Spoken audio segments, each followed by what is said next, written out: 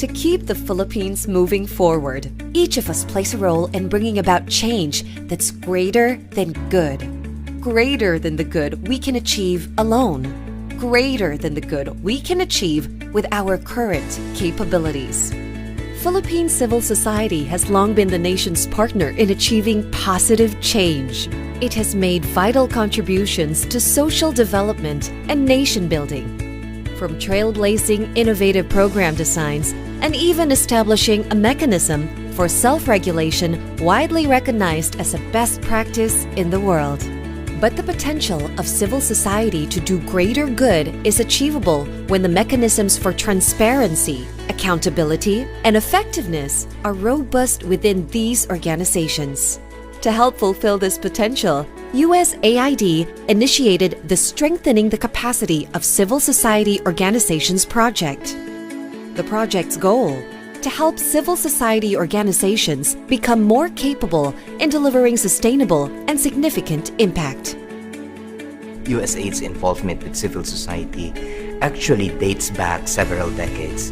USAID was one of the first that basically started an NGO support window dating back to around 1980. In 2010, we kind of looked at ourselves and basically examined who we were partnering with, and it dawned on us that we needed to strengthen our partnerships with local organizations, both in terms of the breadth and the scope and the number of partners that we would work with. Going local, from my perspective, is putting the host country in the driver's seat of the development process. And that makes development more relevant for the country, for the Philippines in this particular case, and the impact more direct, tangible to everyone who participates, and of course, more sustainable. We have all kinds of small nonprofits, small civil society organizations in the provinces who provide much needed services, much appreciated services by the communities, but they don't know how to access, or they cannot pass the standards of larger donors. You know, a lot of philanthropists say, we get all kinds of proposals, but how do we know whether these organizations are well run, whether they're accountable, whether they're transparent? This is the kind of project that provides them the opportunity to be that, to be able to do that. We made a conscious decision to focus capacity building because we could do capacity building in health. We could do capacity building in education, but we felt that the NGO community out there, a lot of them were already very strong in these areas. What we wanted to strengthen was organizational management. And that's essentially the genesis of the project. USAID partnered with a consortium of institutions widely acknowledged as leaders in the development sector. Each consortium member brought its experience and expertise to the partnership. Their task: to design and implement an organizational development framework, tools, and capacity-building interventions that will result in more effective civil society organizations. This organizational development framework helped the participating CSOs improve on various levels. How do we safeguard the trust of the people we serve? By ensuring that our organization operates with legal and moral legitimacy and maintains credibility. How do we see our responsibility through with integrity? By being openly accountable for and continuously improving our performance, our finances, and our advocacies. How do we encourage trust in our systems? By being forthright when sharing quality information on our activities, resources, processes, and outputs to others. How do we function like a well-oiled machine? By using appropriate methods and structures that optimize our resources in achieving our vision and mission. To strengthen our organizations, we needed a viable blueprint. The capacity building framework provides the architecture for achieving our goals and desired organizational outcomes. A strong foundation begins by understanding the current state of our organization. A capacity assessment tool was developed to help organizations undergo self-assessment to identify what they're doing well and what they can do better in different capacity areas. The capacity assessment tool went through a process that was very participative. So therefore, it took into consideration a lot of perspectives from the consortium members, from the experiences of those who sat down to take a look at how best to assess. It's important because it's a starting point. Getting to know where you are. The first time that you do it provides you the baseline data, and you know where you are. The CAT has taken into consideration more than what USAID has required. Our indicators took into consideration a lot of the Philippine context, the Philippine laws, etc. The results of the diagnosis then became the basis for developing a capacity-building plan geared towards improving on the strengths and closing the gaps. One style doesn't fit all. CSOs were given options to choose interventions that were most responsive to their needs. These options included formal training, mentoring, peer learning, exposure to best practices, and provision of templates. Interventions were made in key areas: governance and leadership and strategic management, resource mobilization and development,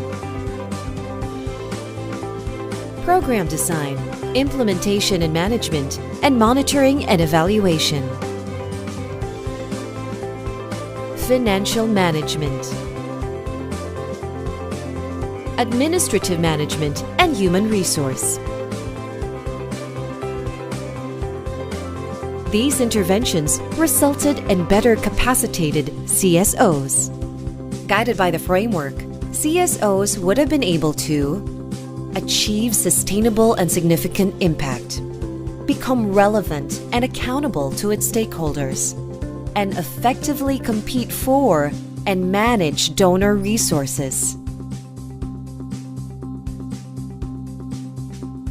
We now have a comprehensive framework and a tool for assessing and strengthening civil society organizations that will make them compliant with Philippine laws, that will ensure that there's transparency and accountability in their systems. A big accomplishment of the project is now we have civil society organizations that have gone through the process and who can now help other organizations within their sphere of influence. In the last 47 years of MASPEC, we have not been invited to participate in a strengthening program. This is the first time actually, so we were able to in place some manuals, policies, and processes that we have not done before. When USAID Film Fund NUPAS was conducted with SGV, we did not really find it so difficult because of the past intervention for this project. 3 days before the grant signing, we were informed that we passed under the cash advance scheme. When you take a look at the capacity assessment tool and when you go through all the elements of the tool, then you realize that there were a number of tools wherein you have not attended to, or you are lacking, or needs upgrading. And it gives you an idea for self-reflection to be able to say, given all these things, what is your contribution to the national impact?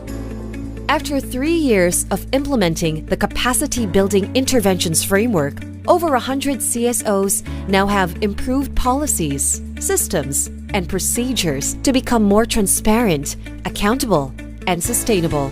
Through the expertise of each consortium member, the willingness of our 40 volunteer mentors and resource persons, the commitment of the board, management and staff of the participating CSOs, and the generous resources provided by USAID, participating CSOs are closer to delivering greater, more sustainable, and more substantial impact. Beyond empowering over 100 participating CSOs, the project leaves behind a capacity-building framework and tools that other civil society organizations can use.